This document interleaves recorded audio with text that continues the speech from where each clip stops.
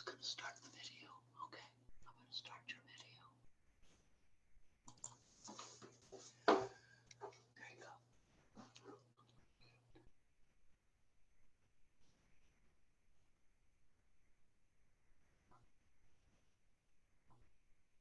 You're showing in part of it.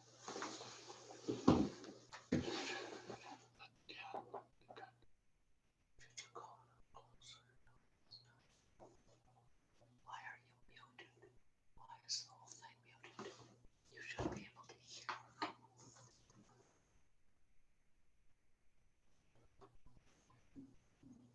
What does that say? Question and answer.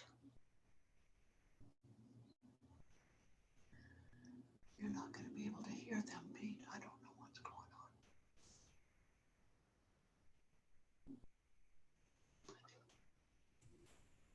Just does that say mute? They've got to do it. Does that say mute? What does that do? What does that do right there? What? Hi, everybody. Good evening. How's everybody doing? Hi there. Yeah.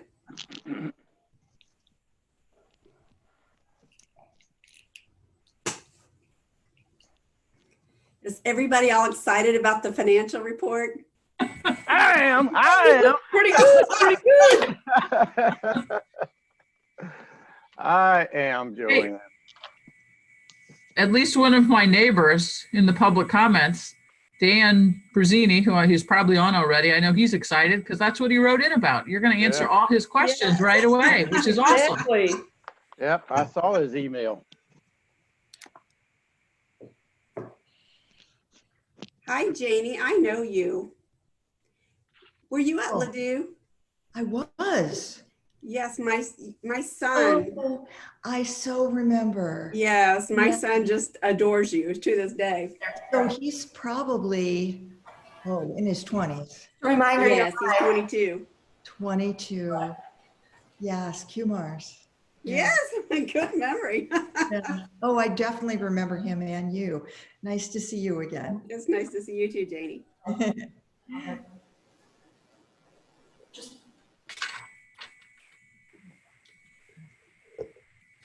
Yeah, and then or slash telephone.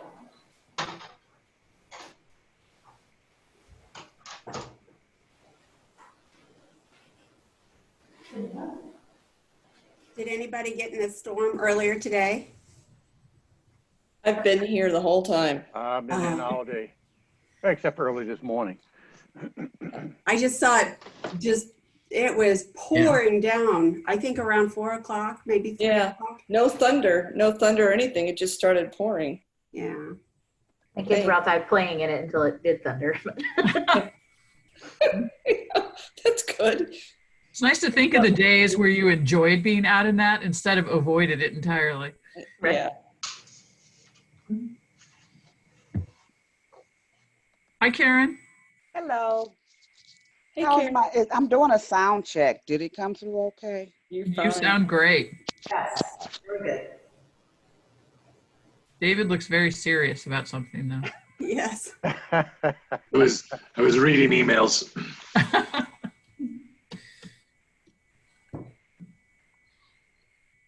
This has been the weirdest weather today, hasn't it? Yeah. Mm-hmm.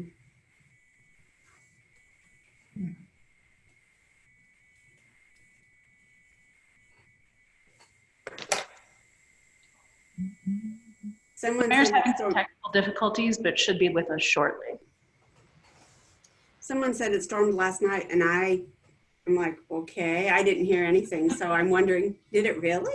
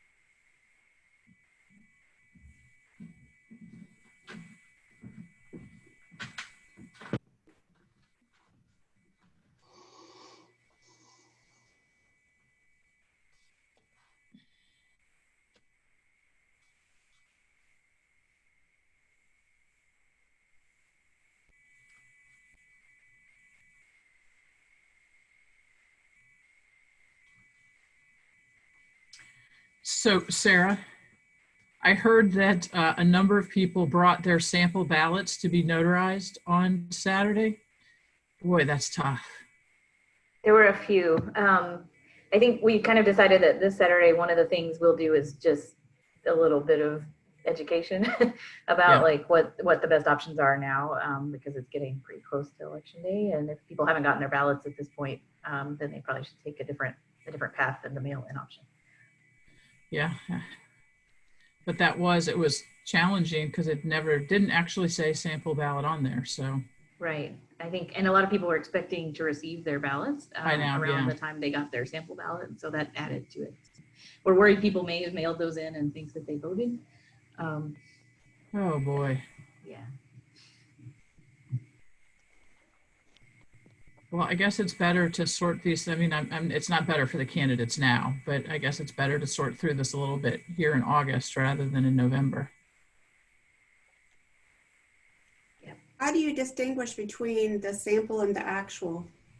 The sample one has information about you kind of filled out on it, and it's multi-party basically. So your actual ballot, you have to select which party because it's a primary, and so it should only be a single party on that ballot, and it's got an envelope, a return envelope, right, which the sample ballot does not. But it looks very official, the sample ballot. And so many people are new to voting using that mechanism that they don't have the experience with seeing it before to understand that this is not what they're looking for. Yeah. But if you got it by mail, it would also come with a return envelope. Yeah. So and it's a paid envelope. So if you have that envelope, you know it's the ballot. I've seen both, and they are confusing to look at. And I don't think that's Eric Fay, who's the Democratic judge, who's a great guy. And I my talked former about this student. today. He's a terrific guy. Do you know him well? He's really a good guy. And we talked long and hard about voter suppression and some other issues. And he said, look, the idea is to get as much information out there as possible. Yeah. But he was concerned too that it looked like one looked like the other. But it's that. So the key is, if you're not sure, if it did not come with a return envelope, it's not it's a sample ballot, not the real ballot. So not everybody got a sample ballot. I mean, we didn't get sample ballots. So I think that even added to the confusion too, is that if people are asking their neighbors, hey, did you get this too? And they didn't, then maybe they assumed that they got the mail in. I don't know. The fact that you have to mail in the mail-in ballot. It worries me a little bit too, that if people think that they did, they're not having an interaction with somebody to tell them otherwise. I called Eric because I was concerned when these, I guess it was Katie had called me and said, hey, can we do this? I said, yes, we can do it. And it's a wonderful idea. But I called because I wanted to make sure that we weren't requiring more at these booths than they were requiring when you go to vote. If you go to vote, all you need is something with your address on it. In a minimum, you have to give your provisional ballot. But a notary has a different obligation. They're supposed to get IDs and all this kind of stuff. So you note that all we said was you have to have some form of identification, because it doesn't give you a clear direction in the notary statutes as to what you're going to do. So I'm glad it worked out. I was on call, as it were, but nobody called, so I assume everything went fine. Yeah, it went well. We had a good mix at each location of kind of experienced notaries and new ones, so so that worked out pretty well. We didn't have a ton of voters. We had more notaries than we had voters, but it's a learning process for us too. So it was good to at least have them available.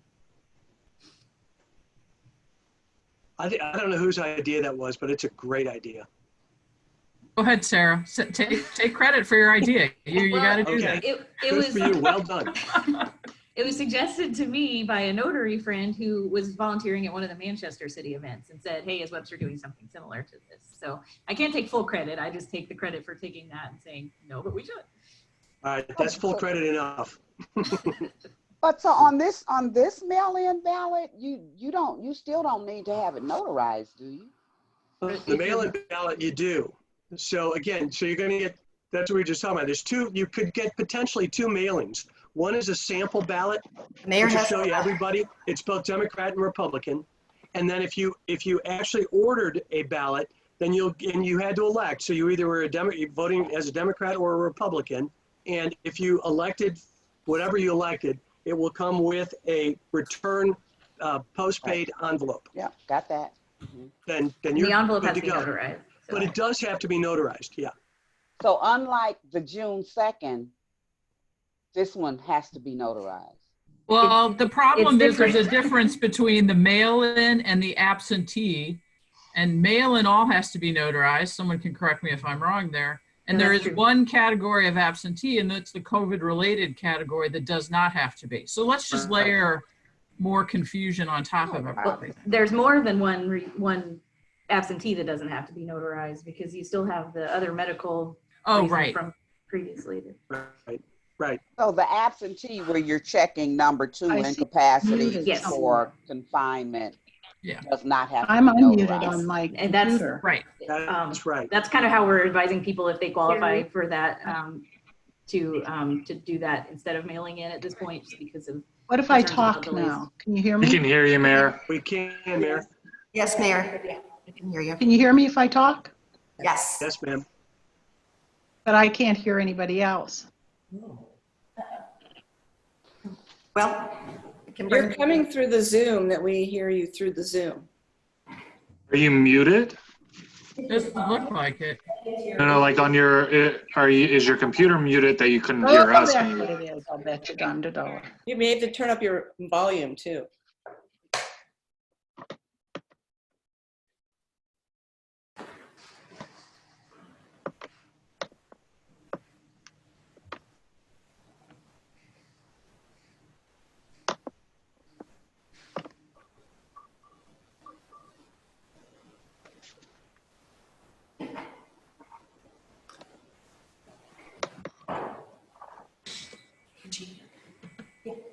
All right.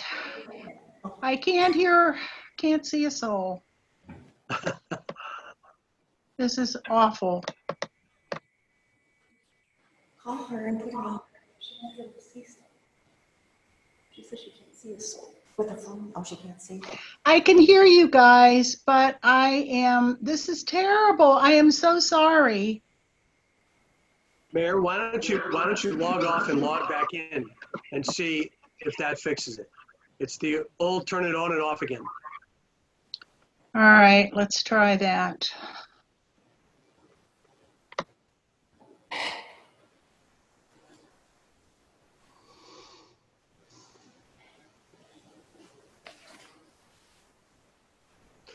So if she'd actually gone off, her square would disappear. Yeah, she needs to hang up. Yep. Can she get on from her iPad? No, she doesn't have it hooked in. Okay. 3 houses down from me, I could walk. Now that's service. That's an idea. That's dedication. Really?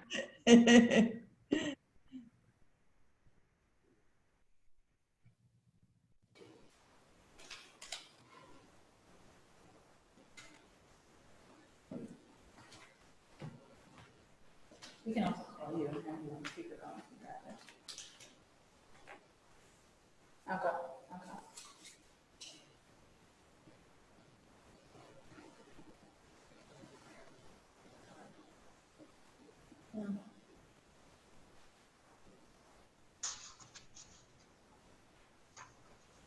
Got my COVID results today after only 9 days of waiting, and I'm COVID free.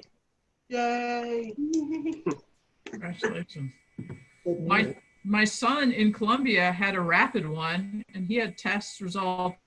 They still took 24 hours, but I thought that was great. And he's negative as well. So My daughter had contact, and we had a lot of contact with her after the fact. She's a nurse, Yeah. and she had 8 hours with someone who turned out to be COVID positive. And she was masked the whole time, but he wasn't because of the treatment that was being rendered. And so we just erred on the side of caution. And so myself and my other children, everyone quarantined and then took the regular test. And so we went last Monday at 1 o'clock and just did a walk-in at Total Access. And they said, yeah, 3 to 5 days. But of course, if you've been paying attention to the numbers, which apparently no one in Washington, D.C. is doing. But if you're paying attention to the numbers and you're watching them go up, up, up, they all of a sudden they texted us at day 5 and said, yeah, this is going to take a lot longer. Yeah. So, are you there? I'm here. Can you all hear me? Yes, can you hear us? Oh, yes, I can hear you, and I really have to apologize for this mess. I have no clue. My new computer is as dead can ever be. So, terrible. Shall we call this meeting to order? Yes, please. Okay. Katie, I guess you'll begin with the roll call. Well, this is just the work session, so we're starting with the board and commission interviews. Okay, let's go with those board and commission interviews. I have to pull up my work session notes here, and let's see who we've got. Are they with us? Yes, we have Peter Ruger first. Okay, so Peter, come and join us. Tell us why you've applied for the board and what you'll bring to the table. Thank you for giving me an opportunity to meet with you. I am seeking to return to the library board. I served on it before. I finished up about 3 or 4 years ago. It was a wonderful experience. I enjoyed very much dealing with the very interesting issues. I was a board member when we did the expansion to the library, and obviously dealt with many interesting issues. I always believe that diversity on a board is very significant. And by that I mean not only gender and race, but skill sets. And for much of the time that I was on the board, I was the sole lawyer. I'm a lawyer who, while retired now, still works with a number of nonprofits, and I've had considerable experience in that area. And I would like to rejoin the library board. I'm an avid patron of the library, a great reader, mostly of mysteries and fun stuff like that. And I think that with my back, I can be of assistance.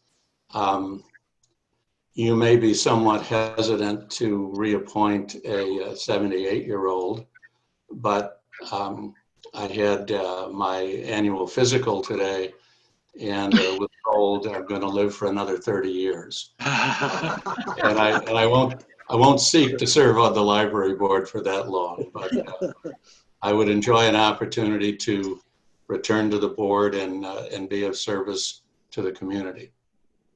Thank you. Thank you very much, Peter, and we appreciate your previous service and your interest in joining us again. Do any of the council members have a question for Peter? If not, then we'll say thank you, Peter, and we're going to move Katie, who is our second interviewer. Yes, Kristen Sheemer. All right, Kristen, you're on. Hi, can you hear me? Yes. Hi, so unlike Peter, I'm new to applying for the library board. I'm a librarian by training. I have a master's in library science from the University of Illinois, Champaign-Urbana, 20 years at Edward Jones as a corporate librarian, and saw the opportunity to serve the community through the posting for the board. Big fan of public libraries wherever I've lived. Believe in the mission of public libraries as a hub of the community, offering free resources to our community through books, entertainment, digital resources now, the programming.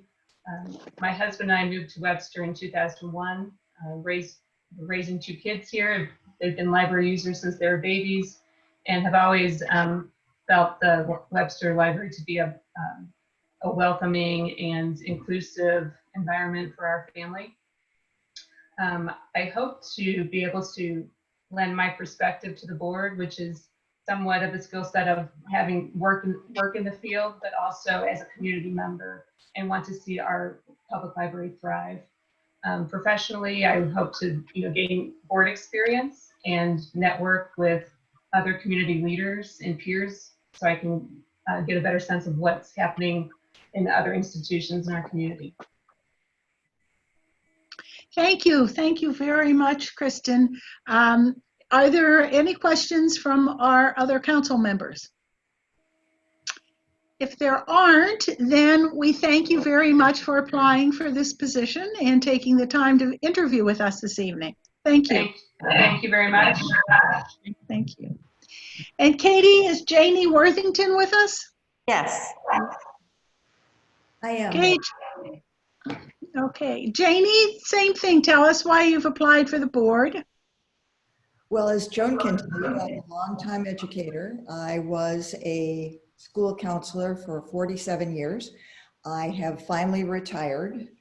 My life did not really give me a lot of time to do anything in terms of service to the Webster Groves community.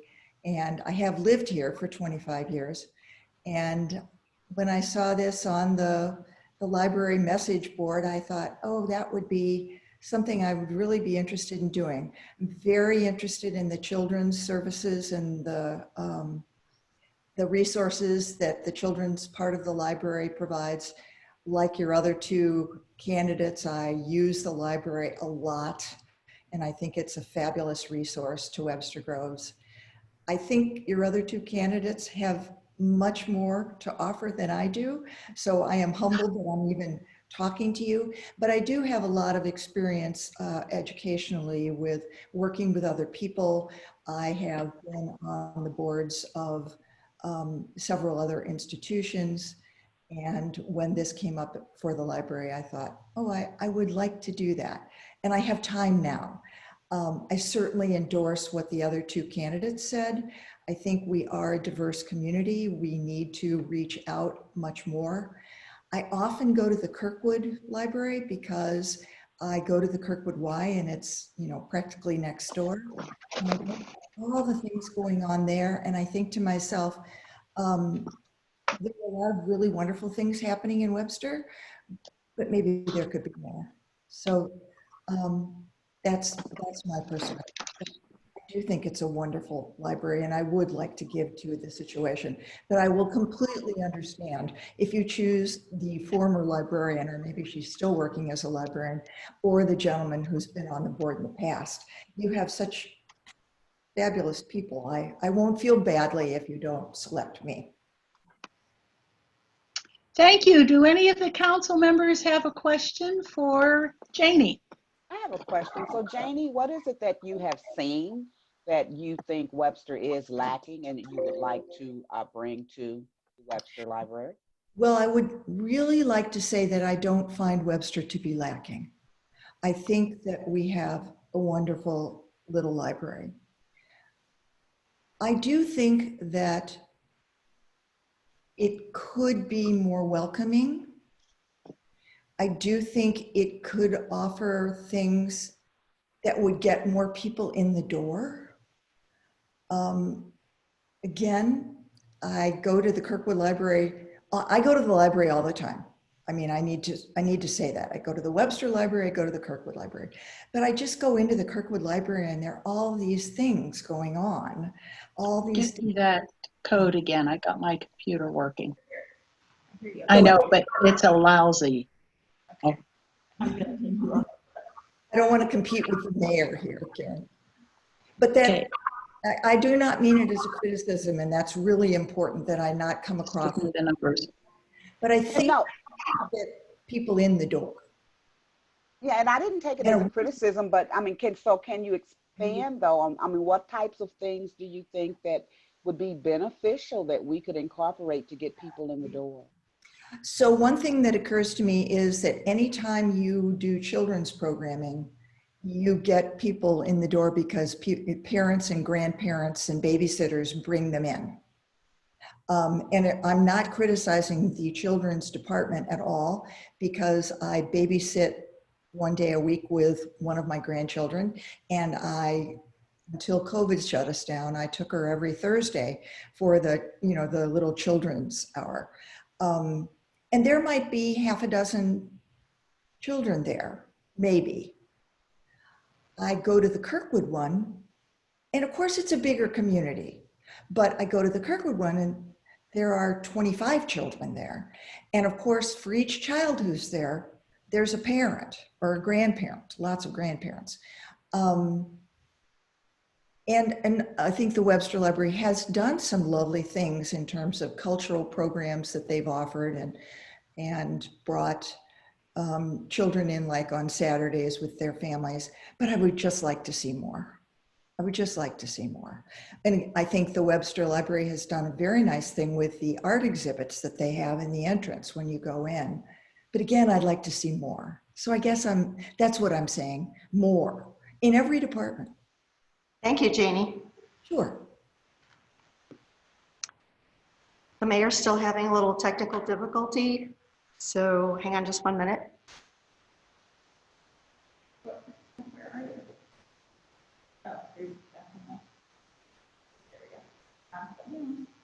She should be here momentarily. Again, I can run my computer down the street if you want me to.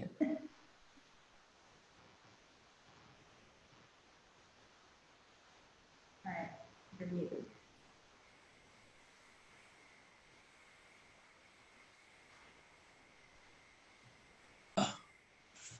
Okay, I think you can. There we go. Now I can see all of you. Geez, this is awful. Thank you. Sorry. Okay, we wrapped up the interview with Janie. And Mayor, if you'd like to thank her, I think we're good to go. yes, I would like to thank Janie very much for coming on this evening. Thank you very much. I think that's it for our interviews tonight, correct? Correct. All right. Now I think I'm working. So now we can go to our meeting and issue updates. And since I can see all of you now, this makes life a whole lot easier. Let's just go around the room and see who's got a meeting interview or meeting issue update. Who wants to go first? Laura. A couple of things. One is, I'm wondering if we could do one more round of highlighting the census. We're doing really well. The census tracker puts us at about an 80% response rate, but people now are following, the census workers are following up in person. And I just, maybe if we alert our community to that, people won't, right now I think people are hesitant to answer the door. They're trying to do this safely, but I'd like to see us at least alert people to the idea that somebody from the census may actually knock on their door, and we need them to answer when they do that. And if it means having, I can write a little something for the Friday Flash if you want, or something like that, or we can put it on the board that census workers are out in the neighborhoods. I don't know what the best process is, but that's still ongoing, and 80% is great, but we need, 100. So the second thing, we will do that. Thank you. The second thing is everyone should have received from me today an update on our on the search for some consulting help for the diversity, equity, and inclusion initiatives. I know I sent you a ton of stuff, but I would suggest if you have time reading the memo and then the notes from my conversation with Ray Clay, because that was really, I thought, a helpful conversation in terms of us framing the future discussion. And then some of my colleagues may want to talk about this, but a bunch of us did a Forward to Ferguson systems training last week.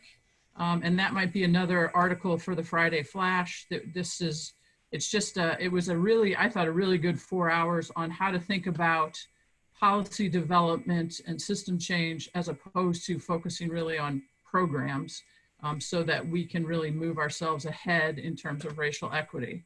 And that might be another good little article for the Friday Flash, which again, I'm happy to help construct, or if other people want to, because I'm not quite clear how stuff gets in there. And so maybe at some point we can talk about what's a process if we have ideas for things to Let go us, in. all you have to do Just- is let Jen and I just know. take If a you look. have an idea, just let Okay. us know. We'll go with it. Okay, well then there's 2 ideas for things.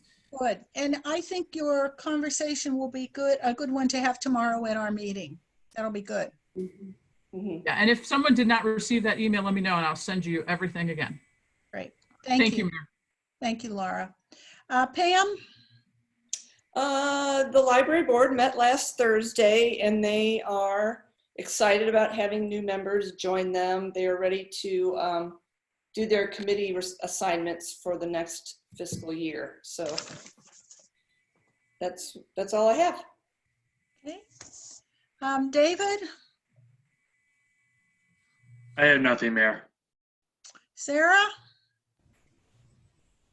I just wanted to mention that I know the Notary Drives came up after our last council meeting, so I wanted to talk about that for just a minute and mostly just say a huge thank you to Katie and Jennifer for all the organizing and gathering of supplies and logistics of getting the spaces booked, just extremely quick and efficient and helpful. And we had a really great turnout of volunteers. And it, you know, so turnout of actual voters, but we had some great conversations with folks about the voting process, and we're able to share some information. We'll do more of that this coming Saturday when we do the drives again. But yeah, huge thanks to the team there, their dynamic duo. Thank you for taking that on. Emerson? Only one thing, Mayor, is that I also attended the Forward to Ferguson meeting last week on the 16th, I believe. Very informative, a lot of good conversations. And I'll forward Jennifer some additional information that they sent us today, I believe, so she can share it with the rest of the council members. Thank you. Karen?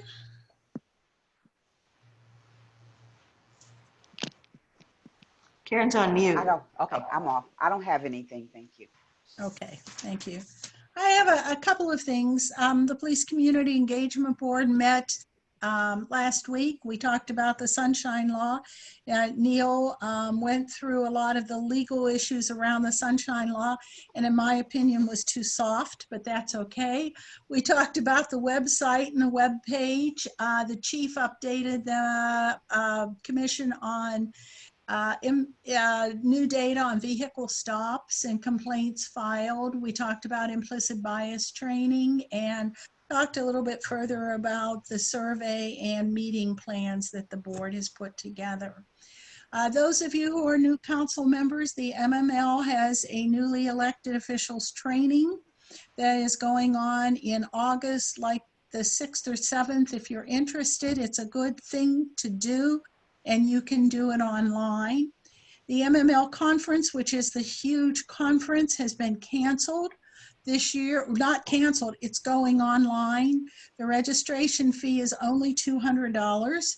And once that gets organized, we can take a look at what's going on there. The Metro mayors are meeting and talking a lot about the airport as a regional asset and the plans to privatize it. And obviously we had the town hall meeting last week on the web, and it's been recorded. So if you didn't have a chance to see it, do that. All right, so that gets us to the quarterly financial report, and Joanne is going to do that presentation for us. Joanne. Could I go back just for a minute to the city council, city manager, mayor updates? Yes, sorry, I missed Two you. things. I wanted to know if there was any interest, because in the past, one of the August meetings was canceled by the city council, and I wasn't sure if there was an interest or not, but I wanted to throw that out there. And then there's also going to be a short closed session meeting after the city council meeting. And Neil, is that personnel?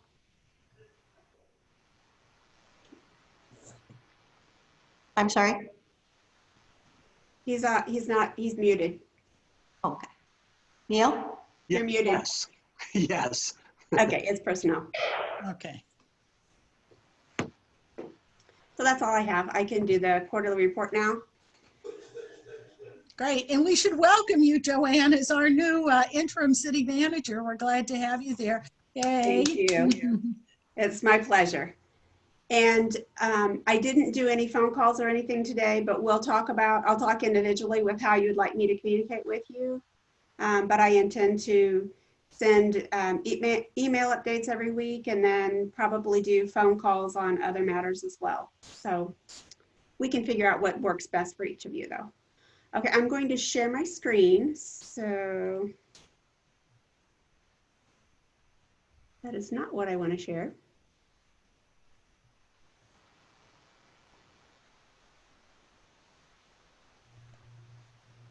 I made it too big, I think. So give me just a second to make it reasonable size. It should be good on our end. Huh? It should be good on our end.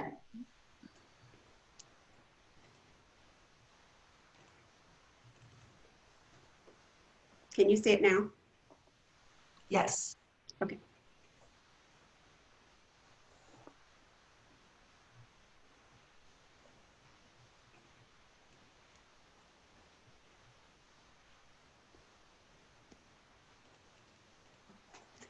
Okay, so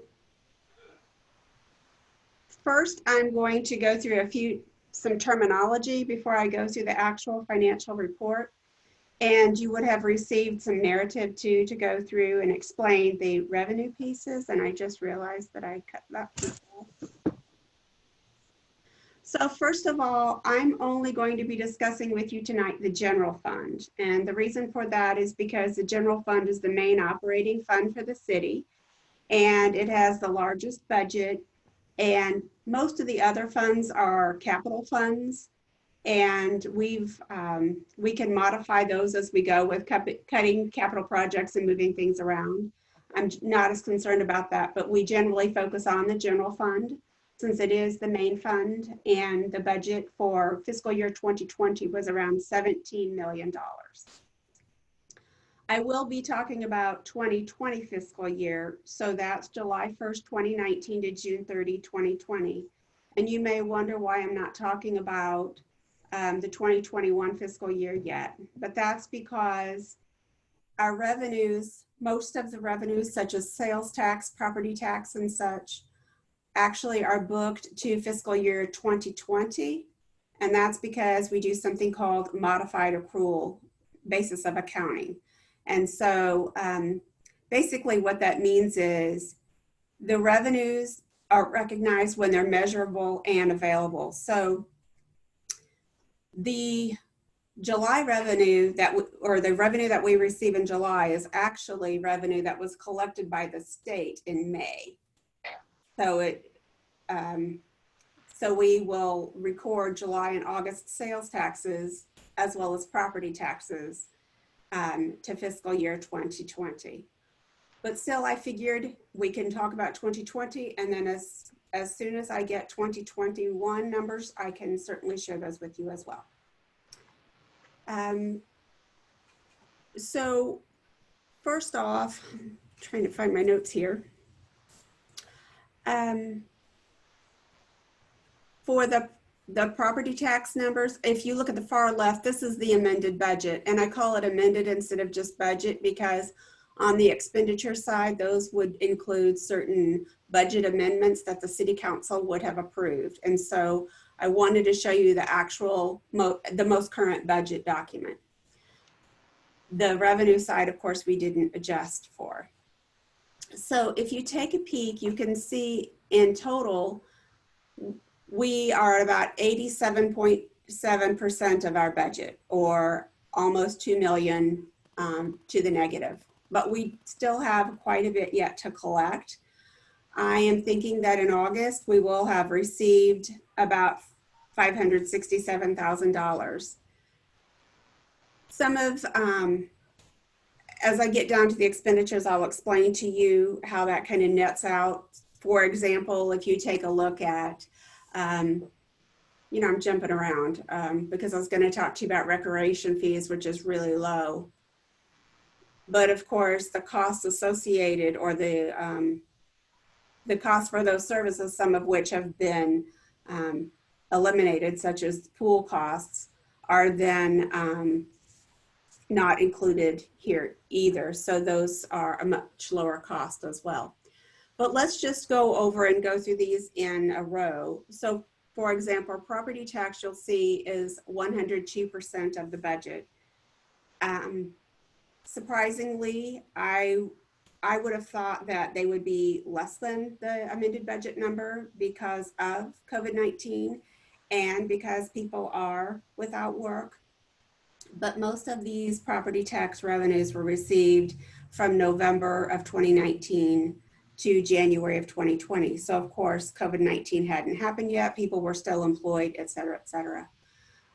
However, we're still receiving a good amount of money. And I believe that in August, we'll receive about $25,000 more in property tax revenue that will be booked to the 2020 fiscal year.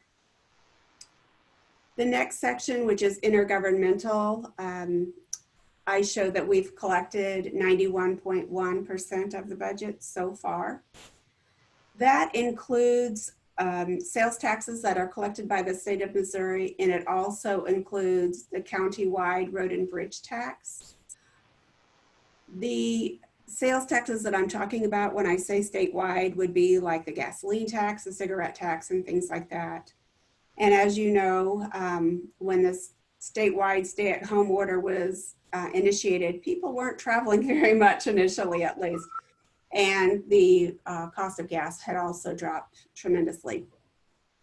So I believe, though, that for this next month, we will have a nice increase in the gasoline tax, as well as some of the other items that are in intergovernmental revenues. And so I'm estimating that we'll get about $75,000 more in intergovernmental revenue. In sales tax, we have received 86.3% of our budget.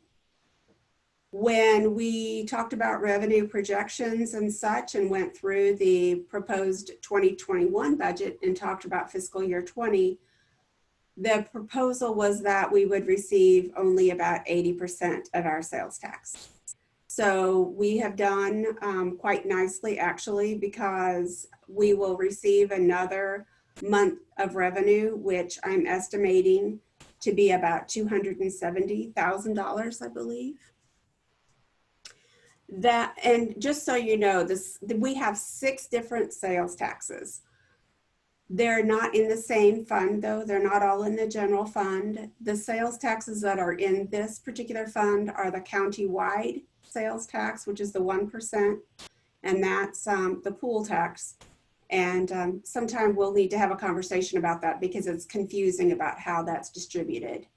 There's also a local option tax, which is 0.25%, and then the fire protection tax, which is also 0.25%. So I'm estimating that once we receive the August revenue, will be around 92.2% in receipts of sales tax revenue for fiscal year 20.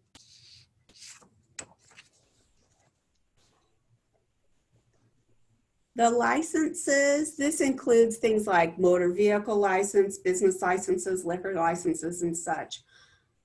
We had, for our business owners, told them that we were going to push back the deadline for business licenses from April 30th to June 15th to give them just a little bit of space or a little bit of time in which to get their business licenses paid for. Some went ahead and did it because they were applying for that loan. And I'm forgetting what the name of that loan is, Jerry, if you remember. Was it PPP? PP, yeah. Okay. Yeah. And so many of them actually submitted that because they said, we've got to have our business license renewed in order to be eligible for this. And so my staff were very busy for a while in getting all of those business licenses issued. I believe we still have a lot. We received some, so we're going to have to do a journal entry for this to adjust for it. But we received about $25,000 after the fiscal year, but it's actually owed to June. And so we will make that adjustment to show it in fiscal year 2020. The next one is the inspection fees and permits. And this was just so shocking to me because we had so many people who are wanting to take out building permits. And at one time, well, there was I can't even remember the time frame between the time people would apply for building permits and we could actually issue. It was just a state of constant, I mean, the planning department was extremely busy, and they still are, because people continue to build new homes, do additions to their homes. And I can't remember the number now, but I know there have been quite a few pool permits that were taken out as well in the past several months.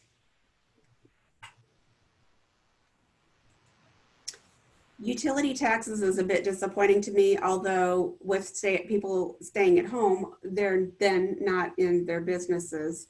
And so this may be a reason for that. Also, under utility taxes, so that's the 7% that's charged on the cell phone bill, the landline bill, your Spire bill, Ameren UE bill. That's what I'm talking about there. And these utility taxes are, in some cases, the numbers aren't that low. But I expected them to be a bit higher. So for example, gas was not a shocking number for me. We got really good numbers for gross receipts on gas as well as water. But for the electric and the telephone, it was terrible. The telephone we've been fighting about for some time, and at some point I will give you a much longer comprehensive update about that.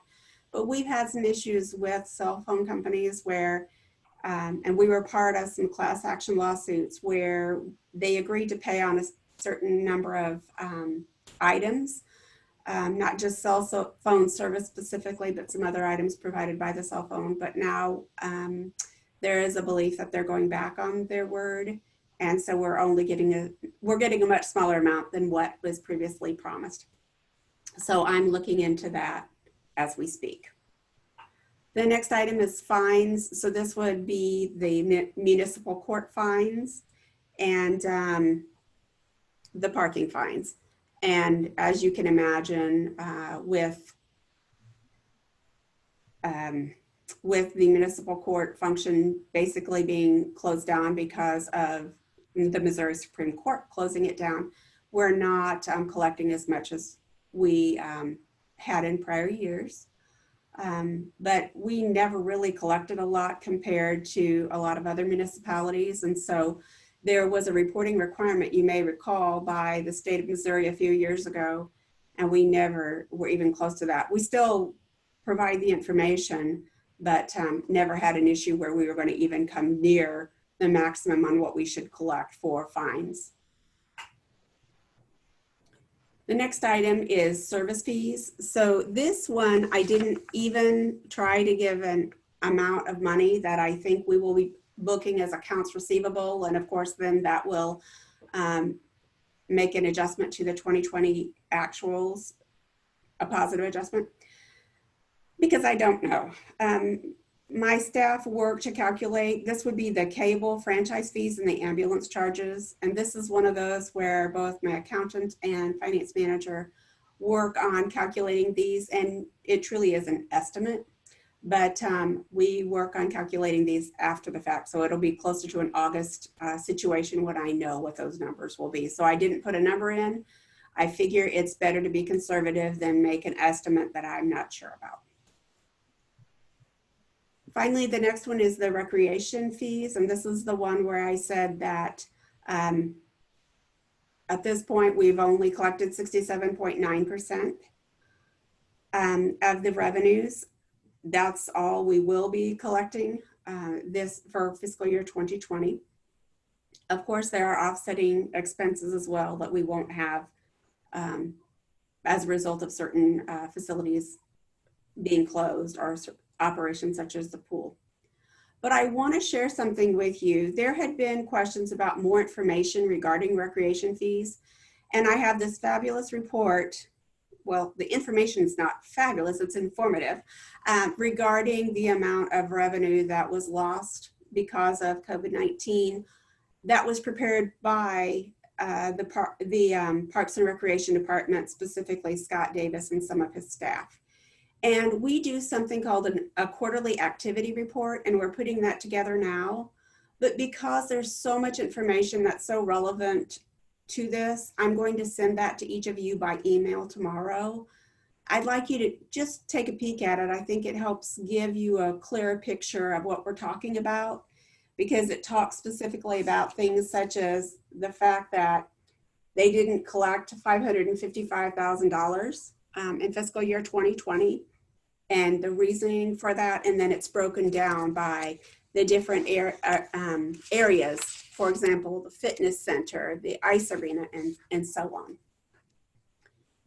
And then finally, other income is a very large over budget number, and there are many reasons for that.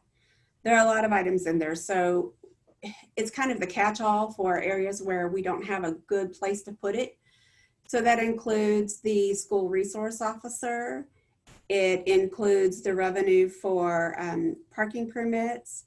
It includes revenue for interest income, and we did a great job with interest income earlier in 2020. Can't say that we're in such a good situation anymore.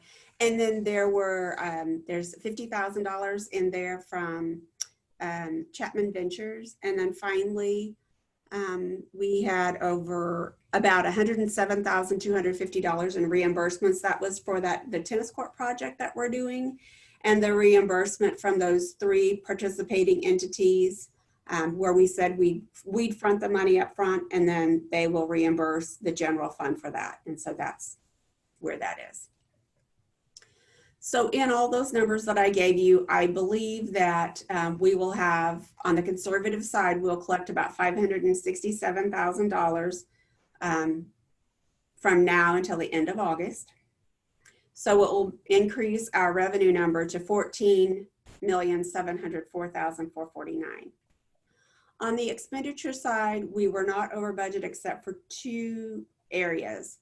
So I grouped the manager, clerk, counsel, legal, and boards and commissions. We've done it this way for a long time, and it's in the budget document the same way.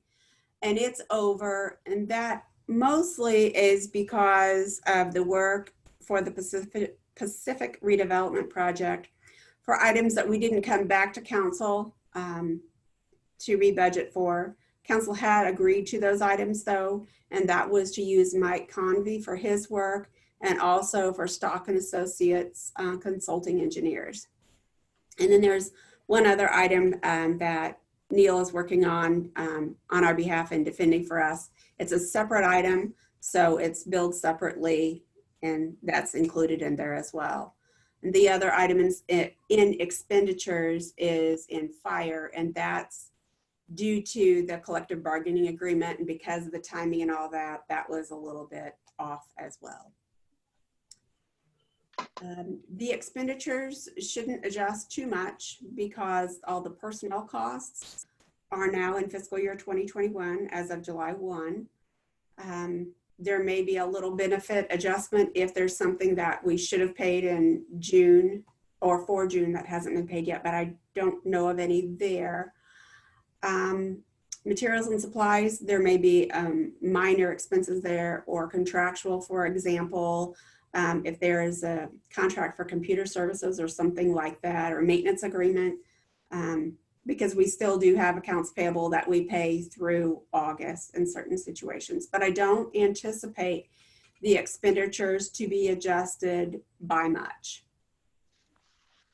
So what you have, again, like I said, was something that didn't have the blue. So I put the blue in here to show you with my projection where I think we will be. So if we take the change in fund balance plus the $560,000, I believe that we'll have a use of fund balance around $990,921. That's very close to what was estimated in the projected budget for 2020. And then this is also this $10,843,718 is very similar to the number that was projected for the ending fund balance for the end of fiscal year 2020. Are there any questions? Surely, there are some questions. This is complicated. So Joanne, the bottom line is the past year means almost $1 million out of reserves, correct? That is correct.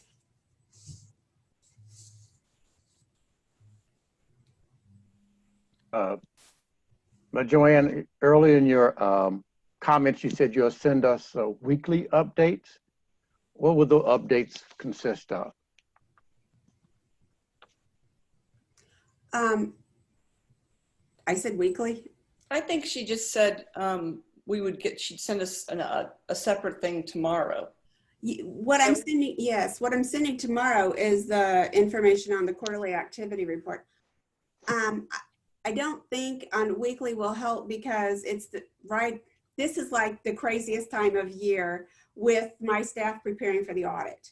Oh, no, that's fine. I thought I heard you say something, you'll send us some kind of update every Friday or something?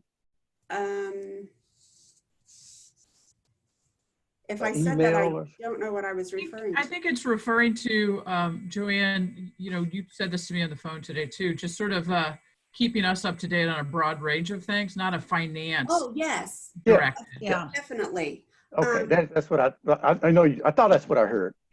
Sorry about that. Yes. I want to do similar to what Steve Wiley had done with sending an email with updates, but I want to do a bit more comprehensive update on what's going on.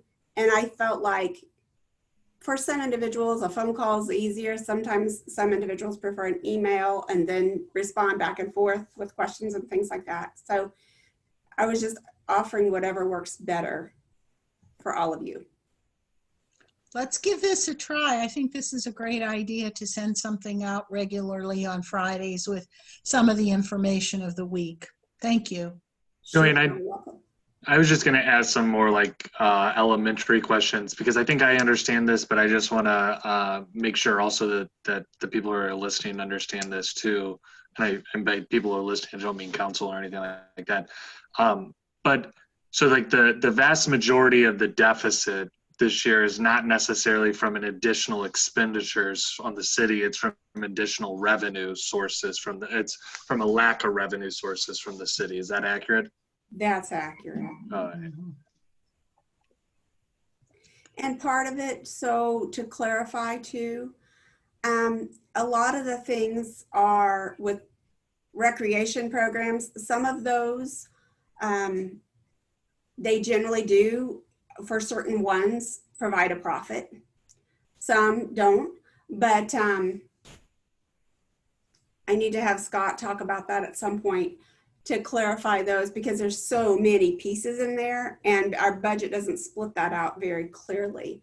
But that's also one of the situations here. So for example, a small one like Camp WeBG, in a typical year that would generate us a profit of $100,000. This year it will generate a profit of about $30,000. Other questions? I mean, does this expose a flaw, Joanne, in our own budget that we're accounting for so much of our revenue from, for instance, fitness and recreation? Is it something that we as council should be looking more deeply into? Is like, hey, where should we receive or where should we look for revenue other than other places in the event something like this were to happen or the event our recreation facility is inoperable or anything like that? Actually, I don't think so because we have so many sources of revenue. Some municipalities don't have a property tax and other sources of revenue. And even though we don't have a substantial property tax, it's very reliable. And so for us to have that is fabulous. I mean, we have like the telecommunication revenue for our cell towers.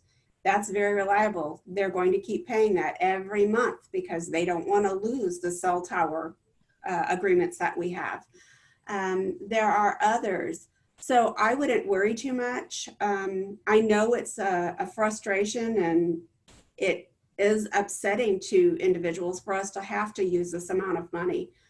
But quite frankly, we are in a good situation. We did have to lay off some, or let me restate this, furlough some seasonal staff, some part-time staff, but we never had to go so far as do it for full-time staff. And a number of municipalities had to do that. And some still have their employees on shared work with the state of Missouri. That program that they have, I'm not sure I ever spoke about it. But there are a lot who are in tremendously terrible situations compared to us. And I do hope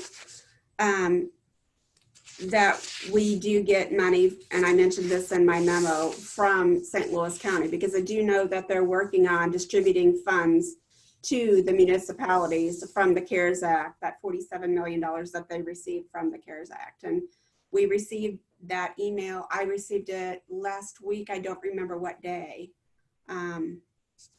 So I really do believe that they're making an effort in order to do that.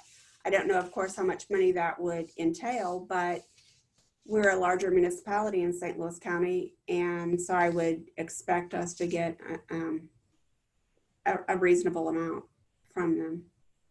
Joanne, would that impact the 2020 budget or the 2021 budget? That would be, well, it depends again on their rules. So if they tell us it applies to 2020, then we book it to 2020. If they there was some other information that I had received stating that Nancy Pelosi had this an additional proposal out, and for it we were going to get, and I don't remember the number, but it was something like $7 million for fiscal year 2020 and 3.5 million, I think it was, for fiscal year 2021. I don't expect us to receive any of that, but one other thing I want to point out to you is this transfer out. This is like, it's an investment. This $405,000. This has to do with the tennis courts.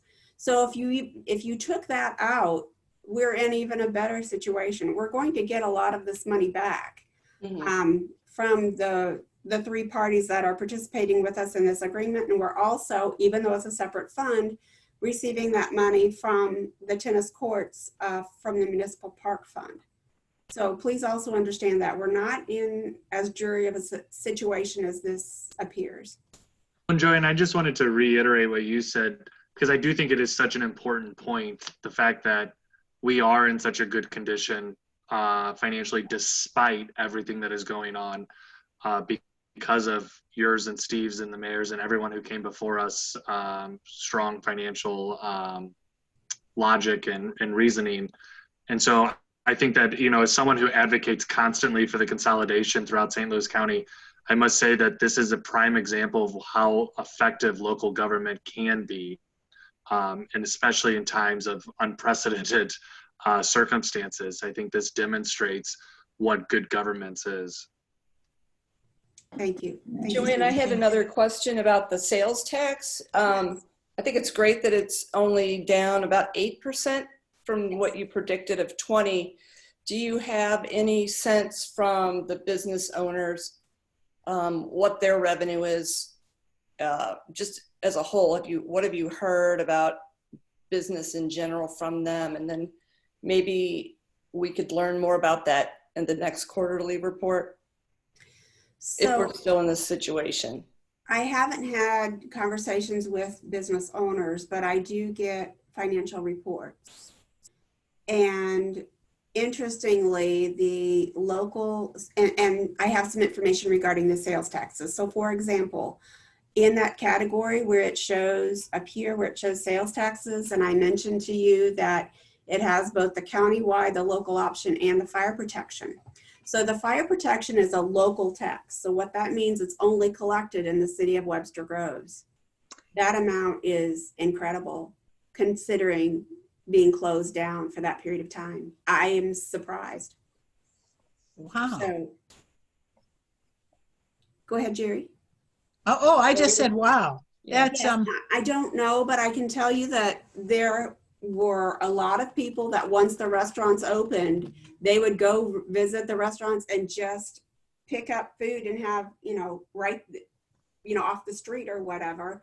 And some businesses were saying, a few restaurants had said, we're just so busy, we're having trouble keeping track of the orders. And there was one that I patronized quite a lot, and that was the trouble that they had. I would have to wait an hour sometimes for an order because they were so busy. And they did have some challenges with the technology.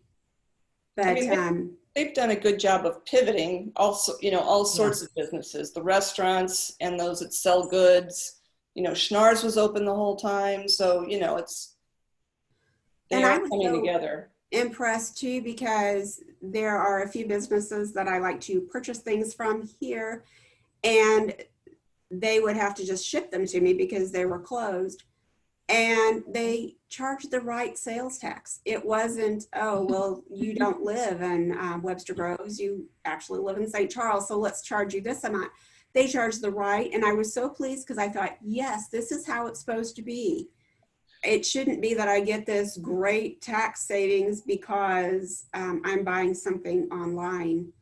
Joanne, can I point out that you're probably the only person in Webster Groves that would have noted that? I'm kind of odd. In terms of thinking about, you know, what do we need to do? I'm going to make a statement and see if you think this is correct. It seems to me that at the moment, we really shouldn't do much of anything because what was projected and has been expected, it hasn't turned out exactly the way in different lines that you predicted. But overall, it looks like we're going to end up where you anticipated we would for FY20, so that now we need to just keep an eye on the data for the first quarter. Well, I know that's not quite the way I should say it, but for the next segment of time, that financial data, and then reconsider again. Because, I mean, frankly, this looks better than I would have expected it to, but we still don't quite know what the next quarter holds, I guess. Yes, I would encourage us to be patient and to watch it. And I will do monthly updates. So even though I said I would do quarterly reports, I can do another one for you at the end of August so you can see where we are. And hopefully my numbers will be lower than the actuals. But I will, if you'd like that, I would be more than happy to provide that, and we can compare again. You know, I might add that in talking with other mayors, the mayors in the cities that have big grocery stores have done okay. Yes. Mm-hmm. And so, because people have continued to patronize their grocery stores, and a visit to Schnarr's will tell you they've been doing well too. So, you know, the necessities of life, if you can get them here, I think that's made a big difference. So, all right, any other questions of Joanne? Then let's go ahead, Joanne, and we can go back to our regular screen here and undo that. And we'll continue on. I think I'd like to be able to get through this boards and commissions, and it's my fault for being so late here, but I don't think that there's anything that's pressing on us to start that regular meeting at 7:30. So if we can take an extra 10 minutes or so and finish up, I think it's okay. Don't you, Katie? There's no public hearings, I can tell you that. So we can go ahead. Or come back to it at the end of the regular meeting, whichever you prefer. All right. You guys want to do this now or at the end of the regular meeting? Let's just plow ahead. Let's plow ahead and get it done. All right, because I think what we'd like to do is take care of the council liaisons for our boards and commissions. And if you can get your list out there of all of our boards and commissions, I think it'll be very helpful. And I think Katie will keep track of who's signing up for what. Yes. We have traditionally done this with, in a way in which the seniority matters. And so in terms of choices, so I'm going to start out as the old person here. I would like the Art Commission back again. there's something in the works now. I hope by the next meeting I have something neat to tell you about. There's something really cool in the works today. I'd like the Arts Commission, and quite frankly, I wouldn't mind going back to the Police Community Engagement Board. So those are the two that are my preference, but I would trade. So now we go on to Laura. You're the next in line. Well, I'm going to, just sort of in the interest of letting some other people have choices, just choose one. And I'd like to do sustainability for this next cycle. And then after we've cycled through some other choices, I'm happy to pick something else up along the way. Okay, great. Pam? Well, in the spirit of doing one at a time, I would like to stick with the Plan Commission. I did it just for, a little less than a year, so I'd like to continue with that. Great. David, you're next. I'd like to take on the Old Webster Business District. Great. All right, Emerson? Katie, which one did I have, the Old Webster or the Old Orchard? Well, Old Orchard is left. Yeah, No, David just took Old Orchard, correct? I took Old Webster. Old Webster, okay. So Emerson. Did I have Old Webster or Old Orchard last time, Katie? Let me check. You had Old Webster. I had Old Webster. Yeah, because I Yes. took that from you. Yes. I can take Old Orchard. That's fine. Yes, you had Old Okay. Webster. All right. Let's see who's next. Karen Alexander, you're next. Well, I'm trying to see what we're looking at. It's in your, It's in the work session packet, page 25.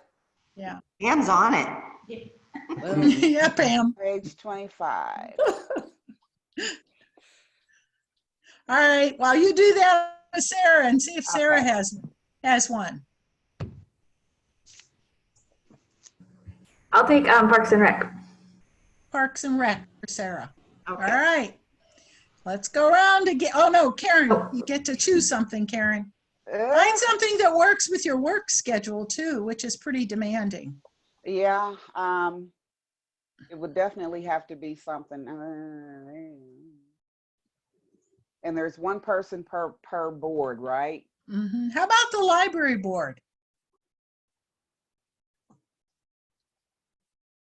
That'd be kind of cool. See, you had a good question. All right. Doesn't sound real exciting, but that's fine.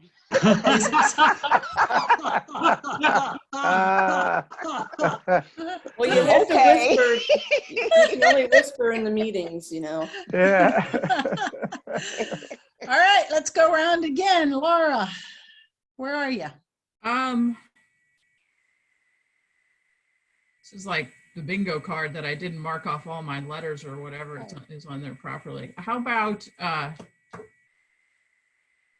BDC, Business Development? Ooh. That's still available? Yes, it is. All right, Pam. I would like to do green space. The only caveat, and I don't think this will be a problem, is that it's at 5:30 on Mondays, and then the Plan Commission's at 7. So I don't know if they run into each other, but that's what I would like to do. Okay, figure it out. David? So I definitely would like the Traffic Advisory Commission, but I know figured. I know they don't meet that regularly, so I'm happy to pick a more regular one as well. I just don't know. I don't want to overstep my bounds here. That's good. All right, Emerson. Can you explain to me really briefly the Personnel Board? What do they do? They rarely. That's not on the list. Not on the Oh, list. it's not on the list? There's no council liaison for that. No. Okay. Plug while we're doing this. Nobody's talked about historic preservation, which I had a great experience doing. I just think it's time for somebody else to. So don't forget Historic Preservation Commission. The ARB is good too. They're a great group.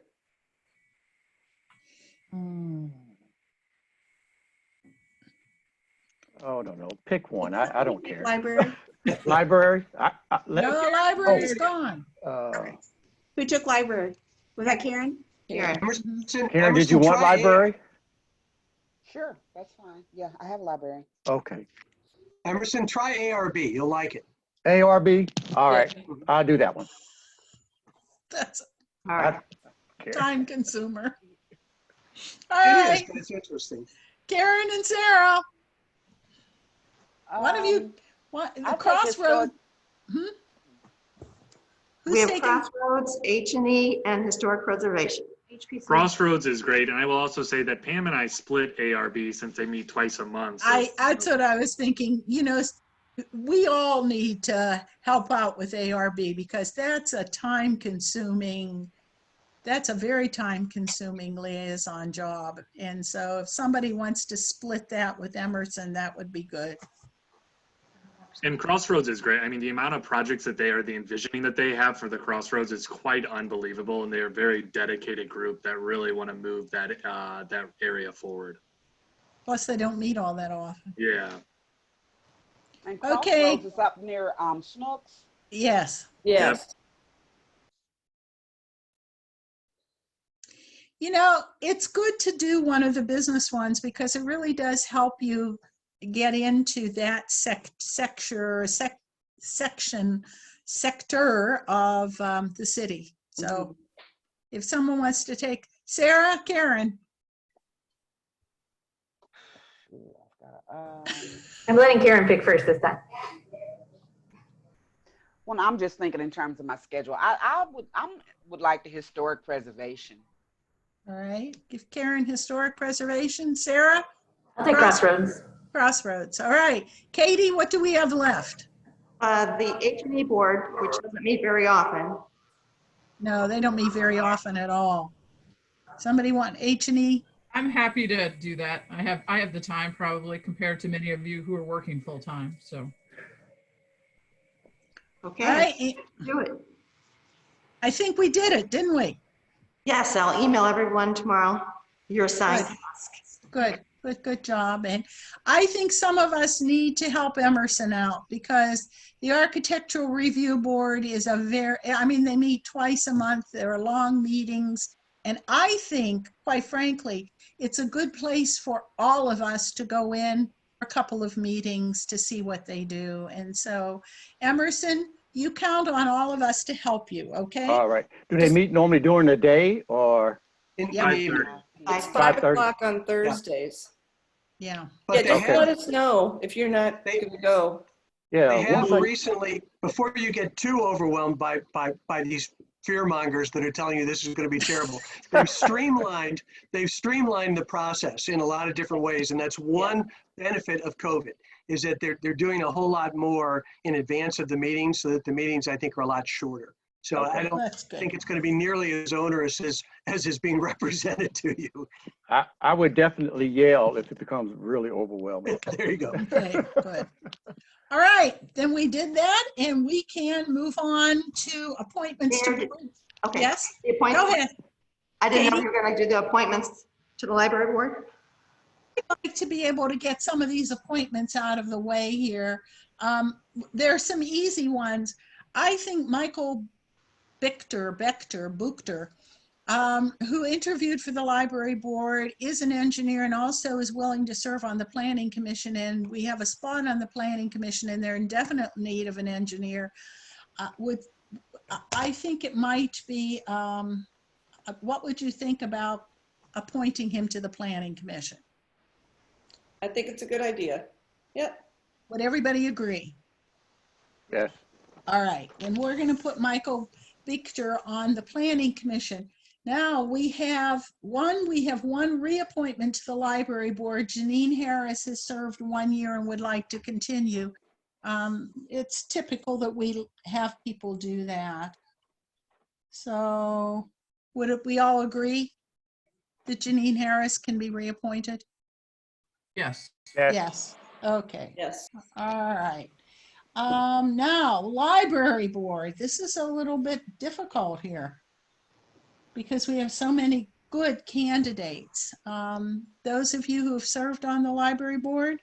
I would like to propose, they are in need of a treasurer. So if Ed Scholl of everyone that applied, he seemed, he's the one with the finance background, and he said he was willing to take on that role right away. Would anyone oppose appointing Ed Scholl? Which one was that again?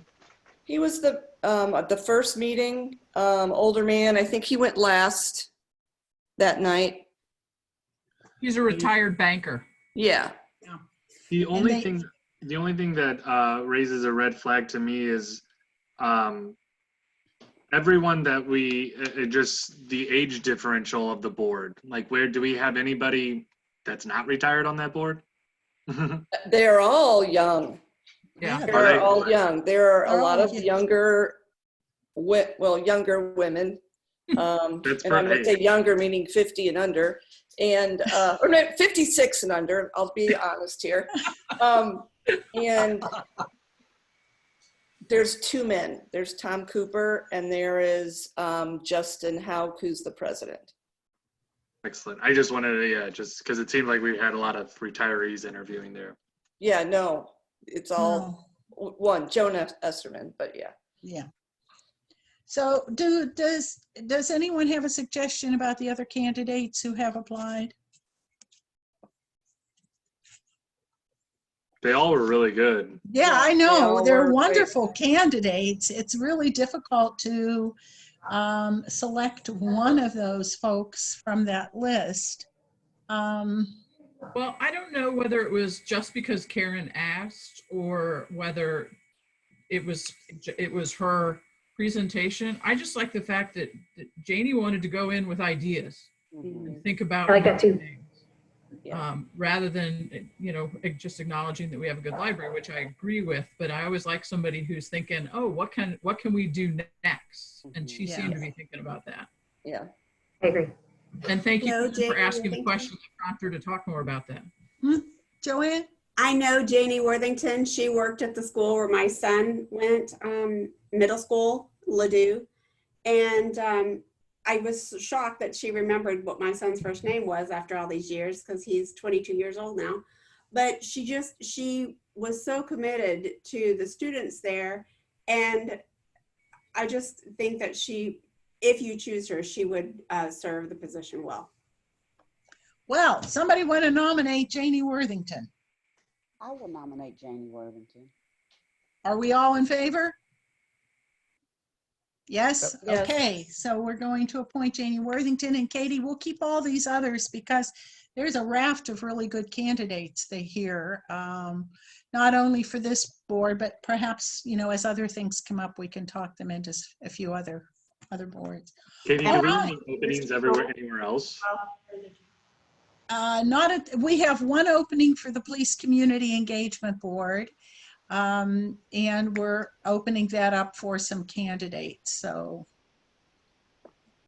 You mean past candidates? There's 2 vacancies on the library board, just to be reminded. 2, right. We got Ed Scholl and Janie Worthington, so we have those 2 filled up. Yeah. So, yeah, and the Police Community Engagement Board. Yes, we're going to interview on August 4th. August 4th. Are you just taking new applications, or are you going through the old ones since we had so many apply? Right, I'm going back to the old ones to see if they're still interested, and they'll interview again because we have new members, and then any new applications. So that's well. Excellent, thanks. Do we have a full traffic advisory commission now? I'm sorry? Do we have a full traffic advisory commission? I think there's a vacancy or 2 on that as well. We'll get that figured out too. Yes.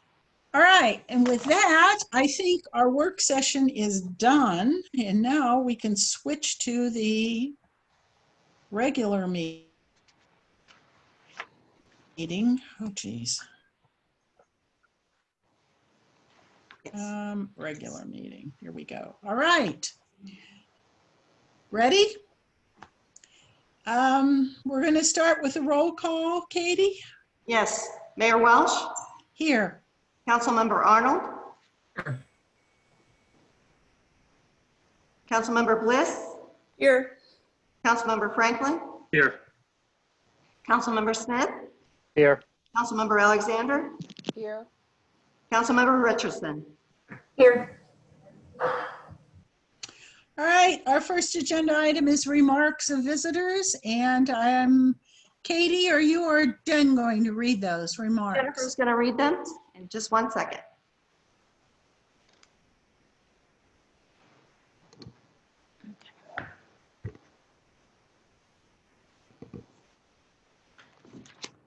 Okay, can you hear me?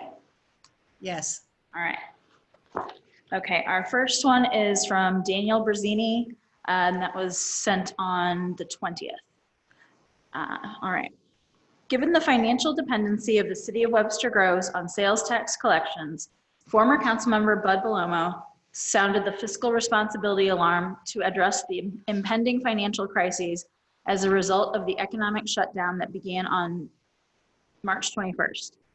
Bud Bellomo's financial analyses projected a worst-case scenario of 85% sales tax collection reduction. Unfortunately, the reality is much, much worse. Webster Groves businesses are at 25 to 40% of normal, thus greatly decreasing sales tax collections. Director of Finance Joanne Jadali promised Bud Bellomo she would provide regular updates on the city's finances. Mayor Jerry Welch said adjustments to the budget would be made based on that data. We now have 3 months of financial data. What is the financial status of the city of Webster Groves regarding the taxes it collects versus its expenditures? With so many Webster Groves employees and businesses likely to lose their jobs and livelihood, does it still make sense to spend taxpayer money like normal when things are far from normal? What is the city saying to its citizens who have lost their jobs and businesses when it continues to have them pay for the usual twice-a-year pay raises for city employees? Is the $1 million deficit projection for fiscal year 2021 too optimistic? Where is the city of Webster Groves at financially? More importantly, what are you doing and going to do about it? Our next remarks of visitors is from Dave Buck, and that was received today. Mayor, City Council, and city staff. I have shared this before, but in these turbulent and divisive times we live in, it begs repeating again and again. First, at the end of the movie classic, Mr. Smith Goes to Washington, Jefferson Smith says to Senior Senator Joseph Payne, lost causes are the only causes worth fighting for. And you fight for them for the only reason any man fights for them, because of just one plain simple rule, love thy neighbor. Second, our churches are pretty important in Webster Groves. Most of them are a denomination of Christianity with the Bible as their foundation. Matthew chapter 22 says, thou shalt love thy God with all thy heart, and with all thy soul, and with all thy mind. This is the first and great commandment. And the second is like unto it, love thy neighbor as thyself. On these 2 commandments hang all the laws and the prophets. Third, no child is born racist or with hate in their hearts. Instead, they are taught this, learn this, and mostly practice and role model this from family and friends. So family generation after family generation passes down these teachings and beliefs and perpetuates such racism and hate. We have to break this sinister cycle by teaching our children and ourselves well, better, and differently. And just think if every child and family believed in and practiced just one plain simple rule, love thy neighbor. Think what a wonderful world it would be. Fourth, as such, whenever council begins its strategic planning process for 2020 to 2021, I would suggest that the current visional directions move down one spot to insert a new number 1 visional direction, to teach, instill, and inspire all residents to love thy neighbor. And it's associated with council goal and action. It's associated council goal and action. Say hello to those you know and are strangers as a way to create real human connection, if only for a moment, and make the other person feel good and valued. Peace. Next one is from Janet Noble, also received today. My questions, comments to the council regarding the project with SG Collaborative / Old Webster. Number 1, the 2 project guys appear to be focusing on the sizzle of the sale instead of the problems to be overcome that this project will create and bring those businesses and residents who live in the immediate areas. I thought that was what these meetings were about. I asked several questions and comments at the last meeting on July 14th, and my questions were never answered properly and were sidestepped.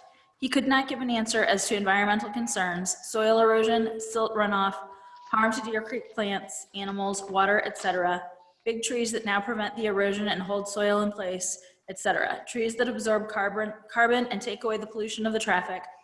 How will this affect the creek upstream and downstream?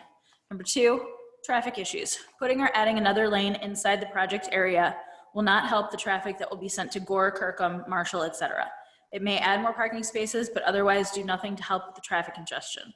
What is not being said is, this project will greatly increase the chances that all of the streets will need to be widened, some sooner than later, depending on how much opposition is coming from those being immediately affected, whether they be residents or businesses. What is this going to cost Webster when all is said and done? People do not frequent any retail businesses in Webster to spend a consistent, substantial amount of money week after week, except for grocery stores. None of the suggestions over the last several weeks at these meetings will do that. So what if we put in new coffee shops, restaurants, small retail store, bookstore, etc.? We had a farmer's market that the citizens did not support. We have numerous coffee shops, restaurants, dress shops in this immediate area now. How many shops like this do you think the residents can support? Some may go out of business because of this. Unfortunately, a big box store, and I want to say up front, I try not to buy at big box stores, would solve this problem. It should be located next to a major highway such as I-44 close to Hickson, where people can get to it. Too bad we lost out on Costco. There's also the question as to if the physical store for retail is even an option anymore due to online sales for anything. We do not seem to have found the answer yet to solve this dilemma about bringing in more money for Webster. Dense housing may help with this money problem, but will the housing be affordable for all people in Webster, especially the people who live in North Webster now? If some units for housing are affordable, it will probably be a small number of units, not the majority of units. I've yet to see any affordable ranch houses go up in Webster at all in the last 20 years. They're all McMansions. Webster is going to be in real trouble if various levels of housing regarding price and size in the years to come are not required to be built. Young people getting out of college do not want nor can afford an expensive condo, apartment, or house. They're looking for 1 or 2 bedroom houses that are affordable with little upkeep or maintenance. The other part of this issue is, how much money or tax relief will SG ask Webster for? Webster citizens already pay enough taxes for the school district funding. The last time the school district asked for money, it didn't go through and they extended the life of the loan. Okay. The rest can be found in your packet. And then our last one is from Richard Mazzarella. That was also received today. My name is Rich Mazzarella. My wife and I have been residents of Webster Groves for more than 32 years at 135 Dornell Drive, and we own about a dozen properties on Dornell Drive and St. John Avenue, which directly border the Old Webster Development Project by SG Collaborative. My wife is the CEO of a Fortune 500 company, the only one who resides in Webster Groves, and we recently decided to plan for retirement here instead of Florida, as many of the CEOs do. We are currently pursuing a $1.5 million addition/renovation project of our retirement home at 135 Dornell Drive. The reason it costs so much is that we are making/remaking everything to match the original home. This house was owned by Sim Comfort, which is one of the names on the plaque in the Webster City Hall entrance, since he was one of the individuals involved in its construction. We will have almost $4 million invested in this area. So it breaks my heart that we are going to great pains to preserve the history and character of our home, and that the current SG Collaborative project is so out of character with the rest of downtown Old Webster. The public hearing process has been a mess from the start, and it has been under the shadow of the COVID-19 crisis, when the majority of people are primarily worried about their jobs and their health and the health of their family. I own multiple properties adjacent to this project, and I was not informed of the first 2 meetings. How does that happen? I was informed a few hours before each meeting by my daughter, who is active on social media. According to the latest US Census statistics for Webster Groves, less than 90% of the residents have broadband access. How do the other 10% participate in these virtual meetings? The questions which are answered in the meeting are at the liberty of the people running it. They choose not to ask your question, screen your question, or give you a vague answer or effectively a non-answer, then there is no opportunity to ask the question or ask a follow-up question. There is also no opportunity for open discussion and healthy debate. The contrary opinion has no voice. Have we not learned anything from COVID?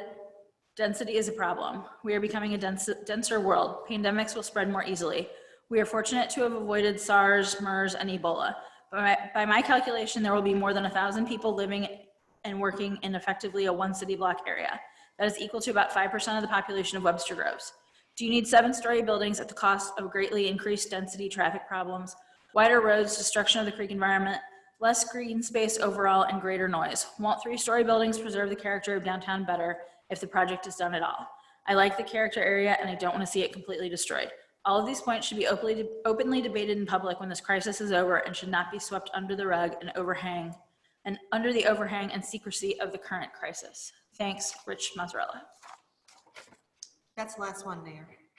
Thank you. Thanks, Jennifer, for reading those. We're going to move on to unfinished business. Bill number 9125. Let's see who's unmuted. Laura, would you like to call for the third reading of 9125, please?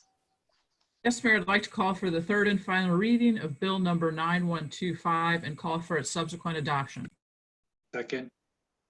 Bill 9125, third reading.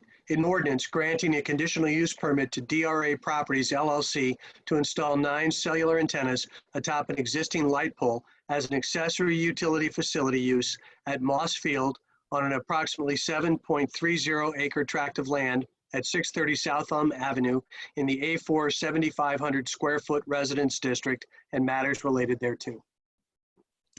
Are there any comments or questions before we call for the vote? Hearing none, let's go ahead and call for the vote, Katie. Yes, Mayor. Councilmember Arnold? Yes. Councilmember Bliss? Yes. Councilmember Franklin? Yes. Councilmember Smith? Yes. Councilmember Alexander? Yes.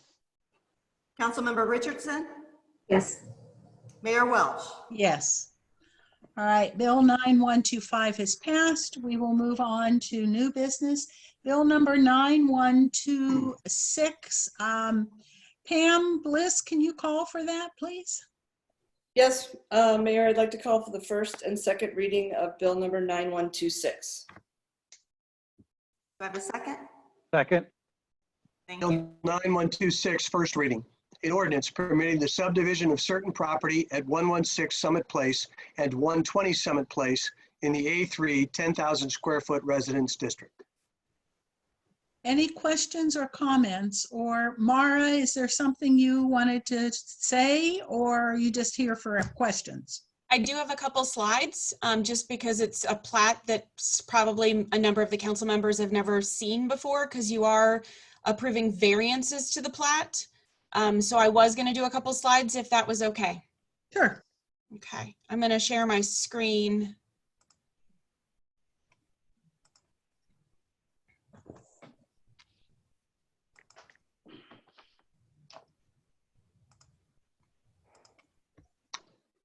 Okay, so for those of you that don't normally get to see these, typically a boundary adjustment plat is something that is approved by staff, and my department reviews it, and if it meets everything in the code, it moves forward for an approval and is administratively approved and move forward to then get recorded with St. Louis County. In the instances where something does not meet the code, it is not going to meet either zoning or subdivision, it has the opportunity to go through to the city council and get additional variances for the elements that do not meet the code. So the reason why this one is before you this evening is that it was not going to meet certain elements of the zoning. And in doing that, we wanted to, it had to go through to the Plan Commission, which was reviewed by the Plan Commission and approved to move forward with you with a recommendation for approval with the variances. So I'll very briefly walk you through this. These two pieces of property, 116 Summit Place and 120 Summit Place, are existing lots per a subdivision plat from 1891. At 116 Summit Place, there is an existing house and detached garage that were built in 1932. At 120 Summit Place, there's an existing house that was built in March of 2020. The former house on the lot had been built in 1921 and was just demolished last year. The two properties are zoned A3 10,000 square foot residence district.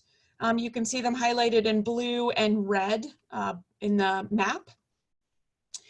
When you do the boundary adjustment plat and you transfer it, we review the zoning. The proposal that they had brought to us was to make the smaller lot with the brand new house slightly larger. Lot A was supposed to become a 8,186 square foot area lot, and adjusted lot B was intended to then become 15,923 square feet in area. What it was going to do, if you can see as the map, you can see the red and blue lines move away from one another. It's adding a little bit more of a rear yard to Lot A and removing kind of a weird tail of land from Lot B.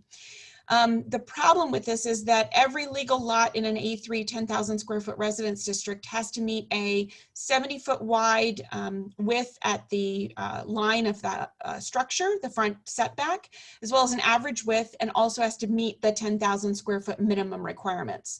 So in this case, the proposed lot, the existing lot was only 62.5 feet in average width and was only 6,655 square feet, with a front yard setback of 73, which met the code. Even with this adjustment, it is only going to be 59.76 feet in average width, and the proposed lot area is only 8,186 square feet.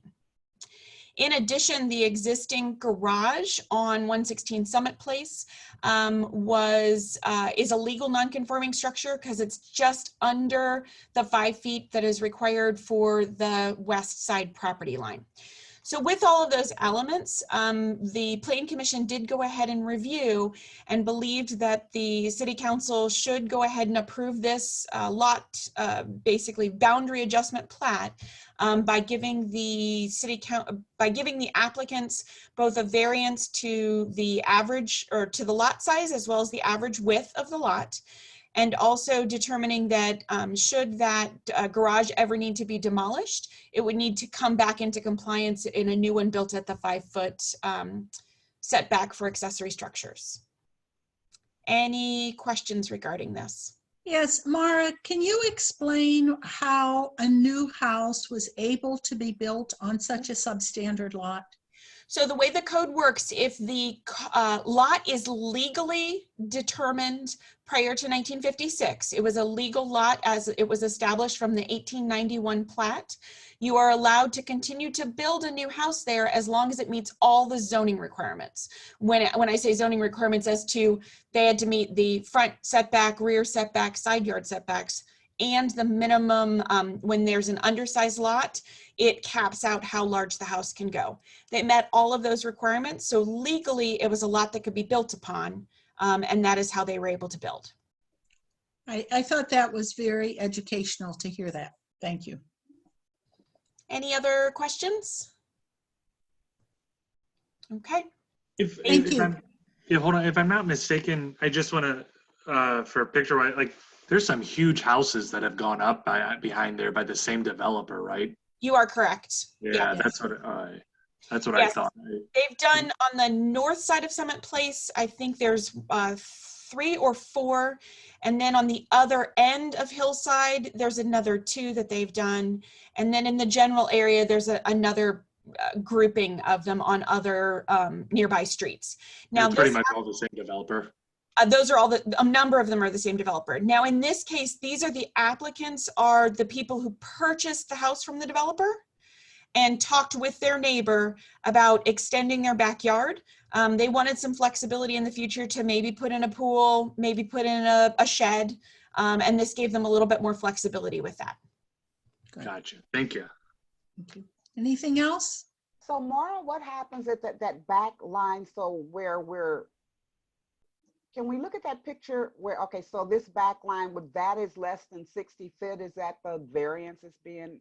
Yeah, the variance is the average lot width is going to be at about 60 feet, just under 60 feet, and it's supposed to be in the code 70 feet. So now it still means that anything that they build has to meet the proper setbacks, anything else that they build, whether it's a pool, whether it's a shed.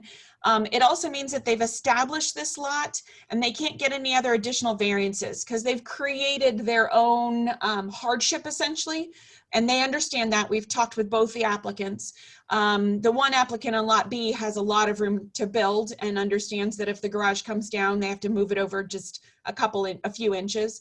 And the people on Lot A understand they've already met the basic requirements for zoning on that lot, and they don't intend to do anything too much larger other than a potential shed or a pool. Great. Other questions? All right, thank you, Mara. We'll go back to our to our group here. Are there any other questions or issues?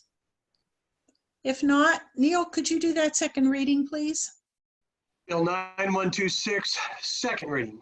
An ordinance permitting the subdivision of certain property at 116 Summit Place and 120 Summit Place in the A3 10,000 square foot residence district. All right.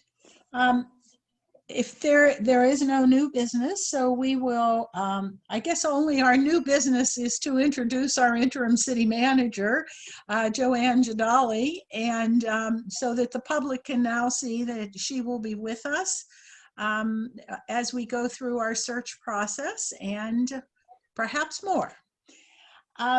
Let's go to the consent agenda. David, does anybody want to remove anything from the consent agenda? If not, David, could you call for its approval? Yes, Mayor, I'd like to call for the approval of the consent agenda. Second. Councilmember Bliss, Yes. Councilmember Franklin, Yes. Councilmember Smith, Yes. Councilmember Alexander, Yes. Councilmember Richardson, Yes. Mayor Welsh, Yes. Councilmember Arnold. Yes. All right, so the consent agenda has been approved. And tonight we have made some appointments to boards and commissions. We have appointed Michael Buchter to the Planning Commission, and sorry if I've mispronounced your name, Michael. We have reappointed Janine Harris to the Library Board and appointed two new folks to the Library Board, Ed Shaw and Janie Worthington. And with that, we are going to go into an executive closed session. So we could call for that and then we'll all close down and go back again. Neil? So I'm asking you to do this. This would be under subsection 4, negotiated contract. Okay. Could someone call? David? Yes, Mayor, I'd like to call for an executive closed session regarding negotiated contract, Missouri Statute 610.021, open paren 12, close paren. Second.